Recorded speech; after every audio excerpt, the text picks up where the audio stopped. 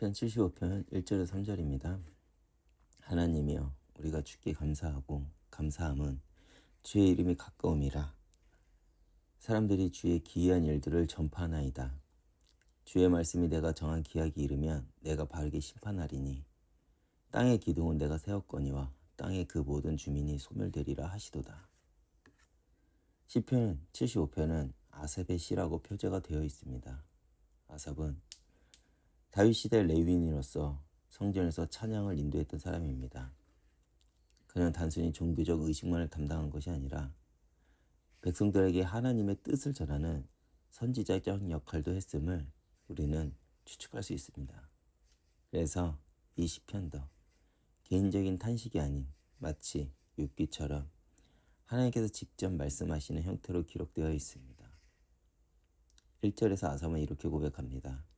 하나님이여 우리가 주께 감사하고 감사함은 주의 이름이 가까움이라.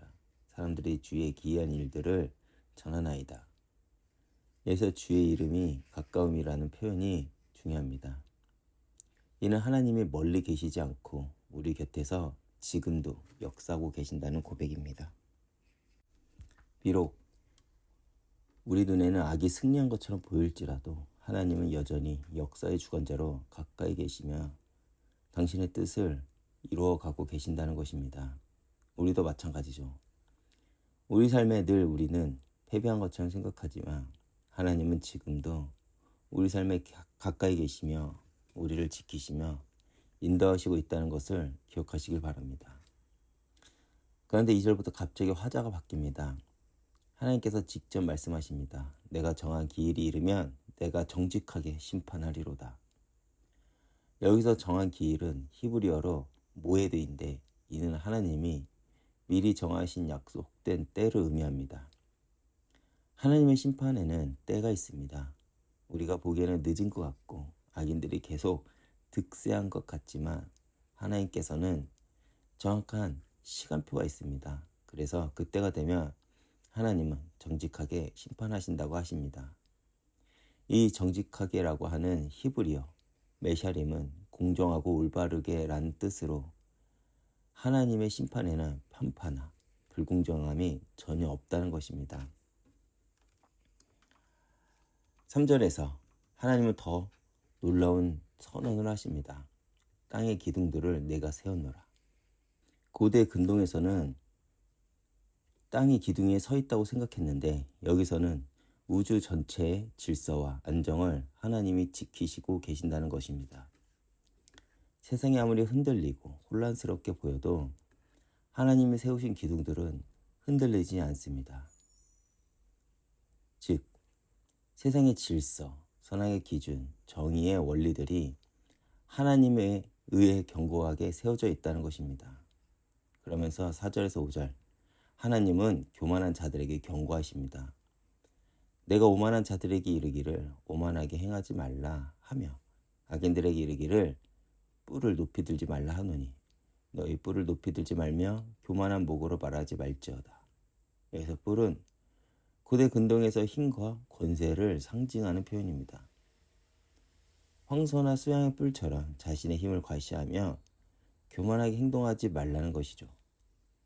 세상의 권력자들, 부유한 자들, 영향력 있는 자들이 자신의 힘을 믿고 교만하게 행동할 때 하나님은 그들에게 분명히 경고하십니다. 그 이유가 6절과 7절에 나옵니다. 눕히는 것이 동쪽이나 서쪽에서 말미암지 아니하며 남쪽에서도 말미암지 아니하고 오직 재판장이신 하나님이 이를 낮추시고 저를 높이시느니라. 사람이 높아지고 낮아지는 것은 지리적인 조건이나 정치적 상황, 경제적 여건에 달린 것이 아닙니다. 동서남북 어느 방향에서도 참된 높임은 오지 않습니다. 오직 하나님만이 사람을 높이시기도 하고 낮추기도 하는 재판장이십니다.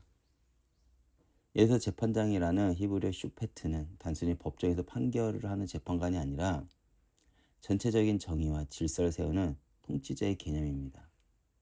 즉, 하나님은 우리의 통치자이시며 세상의 주관자이시라는 것이죠. 8절에서는 하나님의 심판이 구체적으로 어떻게 이루어지고 있는지를 보여줍니다. 여호와의 손에 잔이 있어 술이 거품이 일며 양념이 가득한지라 하나님의 이를 쏟아내시나니 실로 그 찌꺼기까지도 땅의 모든 악인들이 기울여 마시리로다. 이는 하나님의 진노의 잔을 말합니다. 구약에서 잔은 종종 하나님의 심판을 상징하는데 악인들은 그 쓴 잔을 마지막 한 방울까지 다 마셔야 한다는 것입니다. 이는 하나님의 심판은 철저하고 완전하다는 것이죠. 그러나 시편 75편은 심판으로만 끝나지 않습니다. 9절에서 10절에서 아삽은 다시 찬송으로 돌아갑니다. 나는 영원히 선포하며 야곱의 하나님을 찬송하리로다. 또 악인들의 뿔을 다 베고 의인의 뿔을 높이 들리로다. 하나님의 심판은 악인을 징벌하는 것으로 끝나는 것이 아닌 의인을 높이시는 것으로 완성됩니다. 교만한 자들의 뿔은 꺾지만 겸손하고 의로운 자들의 뿔은 높이 들려 올려진다는 것입니다. 그렇다면 우리도 마찬가지일 것입니다. 시편 75편은 우리에게 하나님의 때를 믿고 기다릴 수 있어야 한다고 말하고 있습니다. 우리는 그리스도를 통해 의인이 칭함을 받는 하나님의 백성입니다. 지금 당장 악이 득세한 것 같아도 하나님이 정하신 때가 되면 반드시 공의로운 심판을 하실 것입니다.